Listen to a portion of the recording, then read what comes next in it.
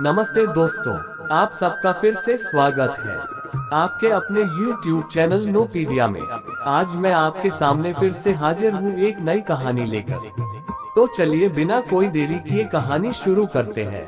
क्या आप अपने बच्चे को सही परवरिश दे रहे हैं? शहर से कुछ दूरी पर बसे एक मोहल्ले में रुचिका अपने हस्बैंड के साथ रहती थी। उसके ठीक बगल में एक बुजुर्ग व्यक्ति अकेले ही रहा करते थे, जिन्हें सभी दादाजी कहकर बुलाते थे। एक बार मोहल्ले में एक पौधे वाला आया। उसके पास कई किस्म के खूबसूरत हरे भरे पौधे थे। रुचिका और दादाजी ने बिल्कुल एक तरह का पौधा खरीदा और अपनी अपनी क्यारी में लगा दिया। रुचिका पौधे का बहुत ध्यान रखती थी। दिन में 3 बार पानी डालना, समय समय पर खाद देना और हर तरह के कीटनाशक का प्रयोग कर वह कोशिश करती कि उसका पौधा ही सबसे अच्छा ढंग से बड़ा हो। दूसरी तरफ दादाजी भी अपने पौधे का ख्याल रख रहे थे, पर रुचिका के तुलना में वे थोड़े बेपरवाह थे। दिन में बस 1 या 2 बार ही पानी डालते। खाद डालने और कीटनाशक के प्रयोग में भी वे ढीले थे। समय बीता, दोनों पौधे बड़े हुए।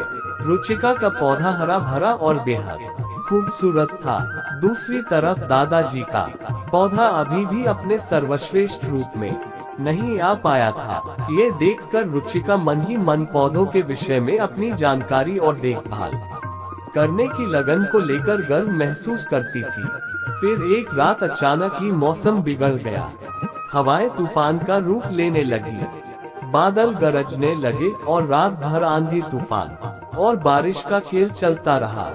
सुबह जब मौसम शांत हुआ तो रुचिका और दादाजी लगभग एक साथ ही अपने अपने पौधों के पास पहुँचे।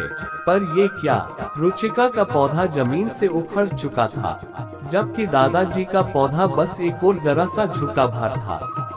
ऐसा क्यों हुआ दादाजी? हम दोनों के पौधे बिल्कुल एक तरह के थे, बल्कि आपसे अधिक तो मैंने अपने पौधे की देखभाल की थी।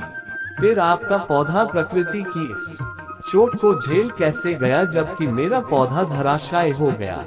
रुचिका ने घबराहट और दुख भरे शब्दों में प्रश्न किया। इस पर दादाजी बोले, देखो बेटा, तुमने पौधे को उसके जरूरत की हर एक चीज प्रचुरता में दी, इसलिए उसे अपनी आवश्यकताएं पूरी करने के लिए कभी खुद कुछ नहीं करना पड़ा। न उसे पानी तलाशने के लिए अपनी जड़ें जमीन में भीतर तक गाड़नी पड़ी, न कीट पतंगों से बचने के लिए अपनी प्रतिरोधक क्षमता पैदा करनी पड़ी। नतीजा ये हुआ कि तुम्हारा पौधा बाहर से खूबसूरत हरा भरा दिखाई पड़ रहा था, पर वह अंदर से कमजोर था और इसी वजह से वह कल रात के तूफान को झेल नहीं पाया और उखड़कर एक तरफ गिर गया। जबकि मैंने अपने पौधे की बस इतनी देखभाल की कि वह जीवित रहे, इसलिए मेरे पौधे ने खुद को जिंदा रखने के लिए अपनी जड़ें गहरी जमा ली और अपनी प्रतिरोधक क्षमता को भी विकसित कर लिया और आसानी से प्रकृति के इस प्रहार को झेल गया। रुचिका अब अपनी गलती समझ चुकी थी, पर अब वह पछताने के सिवा और कुछ नहीं कर सकती थी। दोस्तों, आजकल माता पिता बच्चों की केयर करने में उन्हें इतना समय दे रहे हैं कि बच्चे को खुद ग्रो करने और चैलेंजेस फेस करने का मौका ही नहीं मिल रहा। ऐसे में वे इमोशनली और फिजिकली मजबूत बनने की जगह कमजोर बन जा रहे हैं।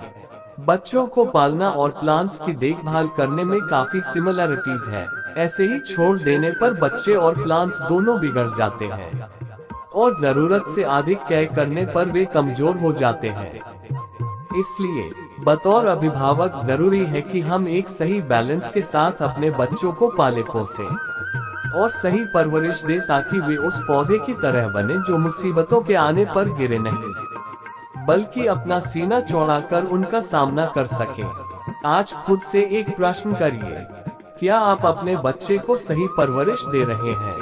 क्या आप दादाजी की तरह उन्हें जिंदगी की चुनौतियों का सामना करने का अवसर दे रहे हैं, या रुचिका की तरह उन्हें पैम्पर करके कमजोर बना रहे हैं? फैसला आपके हाथ में है और मुझे पता है आप सही फैसला लेंगे। अगर आपको ये कहानी पसंद आई है तो वीडियो को लाइक करें और आप इस चैनल में नए हैं तो चैनल को सब्सक्राइब करें। इस वीडियो में बने रहने के लिए धन्यवाद। आपका दिन शुभ हो।